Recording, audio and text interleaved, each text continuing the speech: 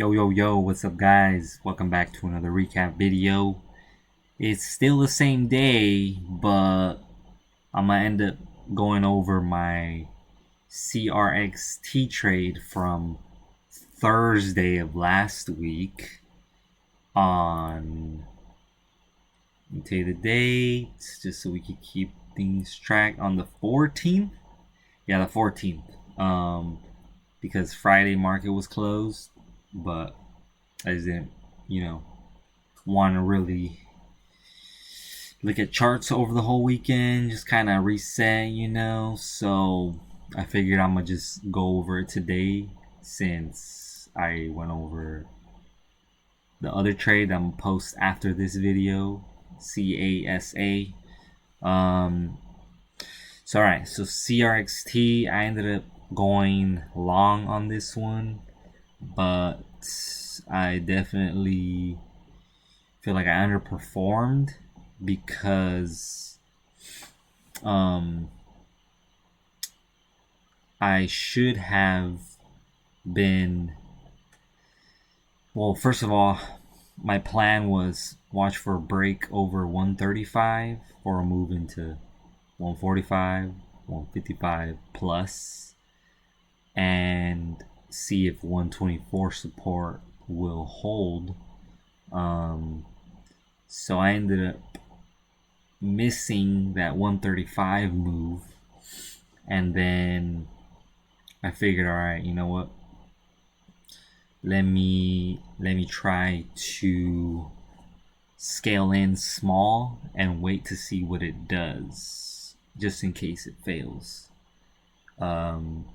So right here you can see, ended up rejecting off of 163, came back, and then at this point I was like, all right, either I cut this small size here, or it holds, a certain level. It held 140, and then it reclaimed back over 145, 150. So then at this point I figured, you know what, maybe I'll start to add more size, but will wait and then just sell into, into those highs.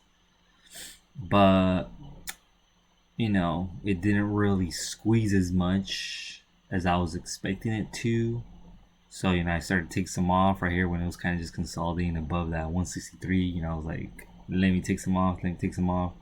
So then I took most of it off again here, but then I ended up recycling and building back up again as it made lows to see if it was going to hold that 140. But then I figured, all right, if it breaks below that 140, I'm just gonna cut it and call it a day. Cause, well, first things first, the trend from here to here, that was already kind of a red sign. This break here was kind of, not ideal. And I don't even remember what the news was, but it just wasn't. This was like sort of a boredom trade, I guess I would call it. So I think that's why I would say it was definitely underperformance. It was a small loss, but just the overall trading, I wasn't really proud of this one. But it kind of made things clear. Trying this one versus today's, and today's definitely has like a way more better conviction. This trade was not as much conviction as CASA was. So it was good. I guess I like this one because of my risk management here of cutting it once it makes new lows from previous lows. So I'm glad I was able to do that and just cut it, once it's like, all right, it's done. But then at the same time, add earlier or add more on the dip as it dips slightly below, and then wait and see, and then start selling into the rips again.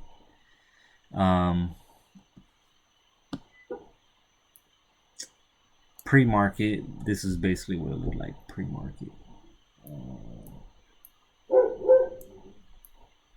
So you had your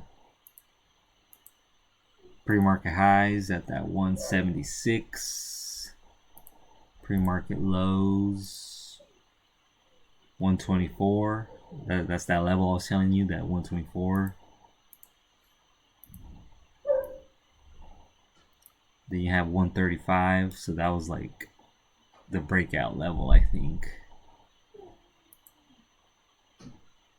So then I start drawing these lines where I see the most resistance, right? So you see right here, 145. Where else? Where else do you guys see another common resistance? Right here. Pretty valid. Right there. 164.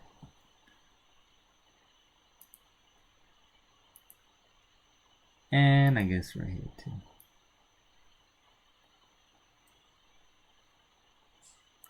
155. So then this is your green support because you're already at lows. So that's your potential dip buy zone. I would put this one, I guess you can call it dip buy zone or yellow. Potential entry, potential exit. And then your resistances where you want to sell into. Sell into here, here, and here. Or short into here, here, here again.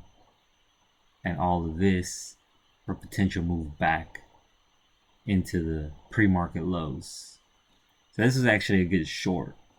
I just had to flip short after that move. You know? So that's kind of how I came up with my plan. Pre-market highs, short into resistance, or sell into resistance if you're long down here, and then cover back under that level. But yeah, that's pretty much it. CRXT, a lot to think about when looking at these, trying to approach them long. They won't all work. They gotta have that criteria, certain criteria that it will meet for a potential squeeze. SSR, easy to borrow, ton of volume, and good news. So those are all your key components. But yeah, that's pretty much it for this one. If you guys have any questions, comment down below or hit me up in my Discord. I'll post a link in the description in case you want to join that. Like the video if you like, what I'm talking about or anything. And don't forget to subscribe. Hit that subscribe button. And we'll see you guys on the next one. Peace.